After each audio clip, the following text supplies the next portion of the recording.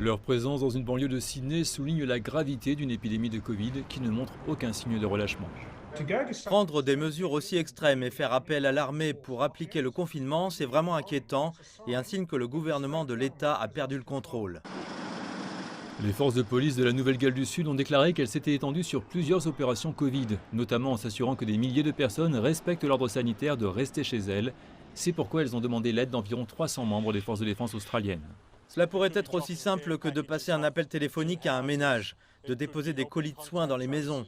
Cela pourrait aider à contacter les traceurs. Il y a une myriade de rôles et de responsabilités que la défense a déclaré vouloir faire pour nous aider, nous ainsi que le NSW Health. Mais certains dirigeants communautaires de l'ouest de Sydney s'inquiètent de l'impact d'avoir du personnel militaire dans des quartiers multiculturels. Notre communauté, environ 60% d'entre elles, est née à l'étranger. La majorité de ces personnes viennent de pays déchirés par la guerre et beaucoup de personnes sont des réfugiés, donc leur expérience avec l'armée n'est pas forcément bonne.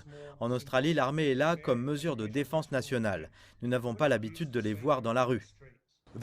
Il y a des personnes qui pensent que l'approche de l'État pour la dernière épidémie de Covid à Sydney ne va pas assez loin et prête à confusion.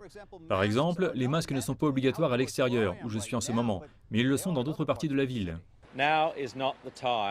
L'heure n'est pas au compromis, au confinement équilibré, à la réflexion sur l'économie, les libertés par rapport au Conseil de santé. L'heure est venue d'agir avec force, d'éliminer le virus de la communauté de Sydney. C'est probablement notre dernière chance. Pourtant, certaines parties de la ville, dont Bondi, sont confrontées à moins de restrictions que les banlieues de l'ouest de Sydney, qui selon les responsables de la santé représentent la plupart des cas.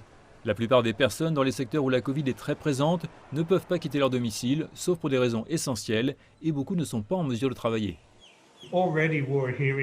Nous entendons déjà de grandes histoires déchirantes. Steve, il ruine nos vies.